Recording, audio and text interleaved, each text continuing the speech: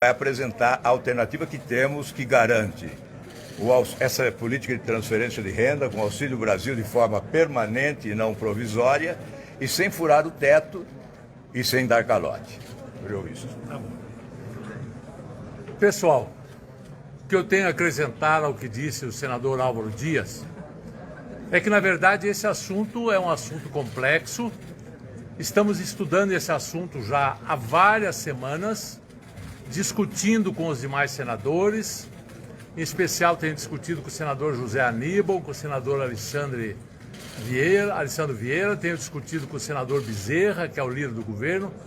Estamos em busca de encontrar um caminho que permita que se pague o Auxílio Brasil a todos os que têm fome. Quero dizer que absolutamente 100% dos senadores do Podemos são favoráveis ao pagamento desse auxílio àqueles que têm fome. Quanto a isso, não há nada a se discutir.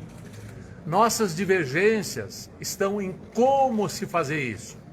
Nós entendemos que para fazer isso não há necessidade de quebrar o teto de gastos. Não há necessidade de quebrar o teto de gastos. Se não há necessidade, por que o governo quer quebrar? Porque estão usando a fome dos miseráveis para junto colocar jabutis, para junto colocar emendas do relator, para juntos fazerem política. Nós não queremos fazer política assim. Nós queremos sim pagar o Auxílio Brasil, mas de uma forma limpa, transparente, sem quebrar o teto de gastos, sem dar calote em precatório.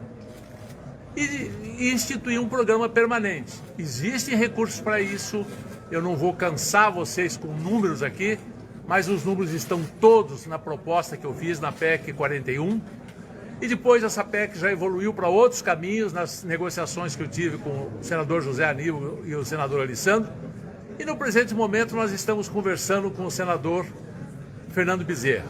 Difícil, uma conversa muito difícil. Quero dizer que, conversando com o nosso futuro presidente Sérgio Moro, ele me disse uma frase que eu faço questão de repetir.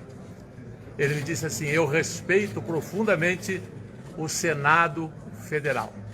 Eu sei que o Senado vai se empenhar em fazer o melhor trabalho. A minha presença aqui não é para interferir com o Senado, é apenas para apoiar os senadores do Podemos, que tem, e ele tem a mesma visão que nós. Ele é favorável a pagar o auxílio àqueles que precisam, e ele é contra quebrar o teto de gastos, e ele é contra essa questão de dar calote nos precatórios. Mas eu acho mesmo que vocês querem conversar com ele. Né, presidente? Fique à vontade. Muito bem. Boa tarde a todos. Eu quero dizer primeiro da minha grande honra de retornar após um certo tempo ao Senado, essa Casa da República, e o meu grande orgulho de estar aqui ao lado da bancada do Senado do Podemos, além também da presidente do Podemos, para conversar com vocês sobre esse assunto tão importante. A grande questão, em verdade, que se coloca hoje é se responsabilidade social é incompatível com responsabilidade fiscal. E a resposta que a bancada do Podemos do Senado tem a apresentar é que as duas caminham juntas. O Podemos do Senado, ele é absolutamente favorável ao combate à pobreza. É um dos objetivos fundamentais, inclusive escritos na nossa Constituição da República. E não há como não ter compaixão pelos brasileiros e brasileiras que, infelizmente, hoje passam fome em decorrente de desemprego e de uma política econômica equivocada. Então, o Podemos é favorável às medidas pertinentes ao aumento e à expansão do Bolsa Família ou do Auxílio Brasil. Mas, como consta na própria proposta de emenda constitucional apresentada pelo senador Eurovisto e, igualmente, objeto de discussão dentro dessa casa, é perfeitamente possível realizar o incremento do Auxílio Brasil sem os efeitos colaterais pretendidos pelo governo de derrubar o teto de gastos. O teto de gastos, quando foi criado em 2016, resultou numa imediata queda dos juros cobrados do mercado. Isso impulsionou a recuperação da economia que vinha da recessão criada pelo governo do Partido dos Trabalhadores. Não vamos aqui fechar os olhos para consequências do rompimento dessa política e do teto de gastos. Isso vai gerar um aumento da inflação que vai ter que ser respondido pelo Banco Central com o aumento dos juros. Já foram elevados nas últimas reuniões do Banco Central e terão que ser elevados pela perda da credibilidade fiscal do Brasil perante a comunidade internacional e mesmo pelo mercado interno. E quando se fala em aumento de juros, as consequências disso é recessão. É um crescimento econômico cuja expectativa já foi reduzida para esse ano e uma perspectiva do próximo ano de estagnação ou de recessão. Isso significa, na prática, menores salários e desemprego. O Podemos não pode compactuar com o desemprego dos trabalhadores brasileiros e gerar situações ainda mais difíceis sob um argumento de que isso seria necessário para combater a pobreza. O entendimento é que não é. É possível, sim, conciliar responsabilidade social com responsabilidade fiscal. Ao lado disso, não só o rompimento do teto de gastos, mas o calote na dívida pública. Quem tem dívidas de precatórios são brasileiros e brasileiras como nós, que têm direitos, que têm que ser respeitados. São pessoas comuns, são professores, são servidores públicos, são pessoas com direitos de indenização frente à União, que vão ter os seus créditos postergados a pretexto de fazer algo que é importante, de aumentar o Auxílio Brasil ou o Bolsa Família, mas essa consequência de gerar o calote não é necessária. E essas pessoas precisam ser tratadas com consideração e respeito. Daí a necessidade de nós termos uma postura firme contra o calote e o furo de teto de gastos que vem acompanhado da proposta do governo, que havia jurado, aliás, não romper o teto de gastos e buscar crescimento econômico e não recessão, que vai ser a consequência do rompimento do teto de gastos. Enfim, deixar muito claro, a proposta do Podemos, aqui capitaneada pelo senador Eurovisto, é combater a pobreza, aumentando os benefícios, mas sem seguir uma proposta que gera perda da credibilidade fiscal do país e as consequências disso, não se enganem, vai ser o aprofundamento da crise econômica com recessão e perda de emprego dos brasileiros. Muito obrigado.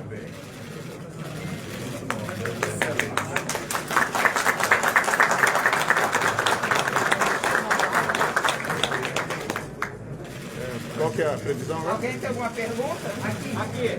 Ministro, eu queria entender qual que é a diferença de furar o teto para vocês Podemos e de retirar os precatórios da integralidade do teto de gastos. Ou seja, você pagar 90 bilhões de reais fora do teto de gastos não é furar o teto de gastos? Posso responder? Me permite? Claro, a autor da proposta, na verdade, é o senador Eurovisto, e aqui, como eu disse no início, eu sou apenas um personagem coadjuvante. Vim contribuir para a discussão do Senado. Com muita humildade, passo aqui a palavra ao senador. Muito obrigado. Deixe-me lhe dizer, nossa proposta original retirava fora do teto apenas e tão somente os precatórios relativos ao Fundeb, porque esses já estão fora do teto, eram 16 bilhões. Aí nós somávamos isso com outros recursos, com os 34,6 bilhões que já tem no orçamento para o Bolsa Família. E aí somávamos isso com mais 15 bilhões que sairiam do fim daquela horrorosa instituição que são as emendas do relator.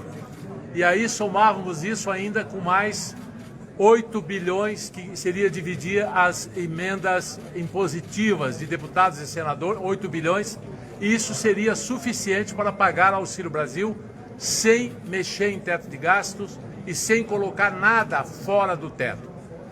Nossa proposta, numa negociação com o senador Alessandro Vieira e com o senador José Aníbal, entendemos, e eu acabei concordando com essa, para poder unir essas propostas, que é diferente da proposta inicial do Partido Podemos, evoluiu para o seguinte: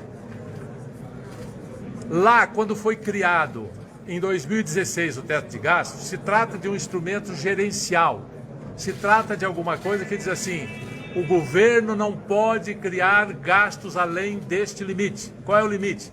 O que gastou no ano anterior, corrigido pela inflação. Bom, a própria lei do teto de gasto reconhece que casos de pandemia, como foi o ano passado, casos de terremoto, casos de guerra, razões que não são o governo central que dá causa, mas causas fortuitas, pode ser pago fora do teto de gasto. O ano passado nós pagamos 600 bilhões e o mercado entendeu.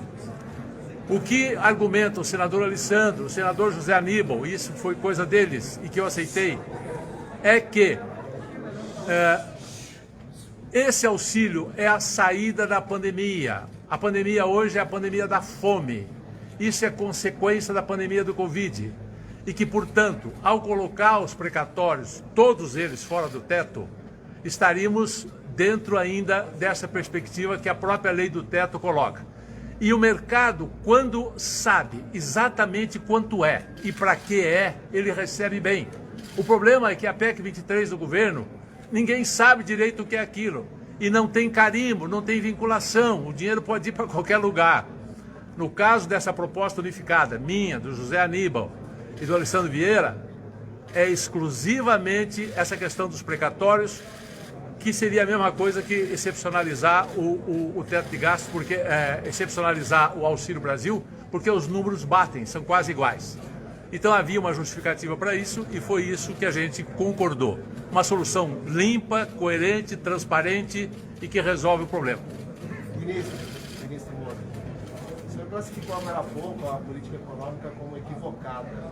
Minha pergunta, eu gostaria de saber se a política já era equivocada quando o senhor estava no governo e quando ela começou a se desvirtuar, na sua opinião.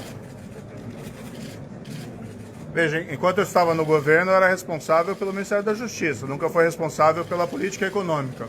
O fato é que as promessas da política econômica de respeito ao teto de gastos, responsabilidade fiscal e crescimento econômico não foram realizadas. A perspectiva que nós temos para o próximo ano, infelizmente, né, e nós temos que dizer isso com pesar, é de estagnação ou de recessão, o que gera desemprego. E esse é um produto direto da irresponsabilidade fiscal do governo. Perfeito? Aumentar os gastos para atender necessidades relacionadas ao enfrentamento da pobreza, com o aumento do Auxílio do Brasil ou da Bolsa Família, que, aliás, nem havia necessidade de mudar nomes. Mudar nomes é algo que simplesmente nega o crédito em relação a políticas anteriores, assim como foi negado quando se mudou de Bolsa Escola para Bolsa Família. Então esse é um erro de política pública. Agora, aumentar o espaço fiscal para isso, até existe uma justificativa. Agora, o que se percebe na emenda é o aumento do espaço fiscal para despesas que não têm razão de ser, como, por exemplo, elevação de emendas do relator, que são pagamentos efetuados, como o próprio Supremo Tribunal Federal reconheceu, sem a necessária transparência. Qual a maior equívoco da política econômica, na sua opinião, ministro? A perda da credibilidade fiscal não é apenas uma questão abstrata, afeta o mundo dos economistas. A perda da credibilidade fiscal leva ao aumento da inflação, isso diminui o poder de compra do trabalhador, isso nós estamos vendo refletido no preço de combustíveis quase a R$ 7,00 e também no aumento do preço da alimentação, o que tem levado as pessoas a recorrer a restos de comida para sobreviver. E, por outro lado, ao incremento dos juros, já que o Banco Central, para controlar a inflação e sem credibilidade fiscal, tem que levar os juros para além daquilo que seria necessário. Mas é a forma de se conter a inflação. Agora, isso gera menos atividade econômica e contribui para esse ciclo recessivo que é provável que entremos. Esperamos que não.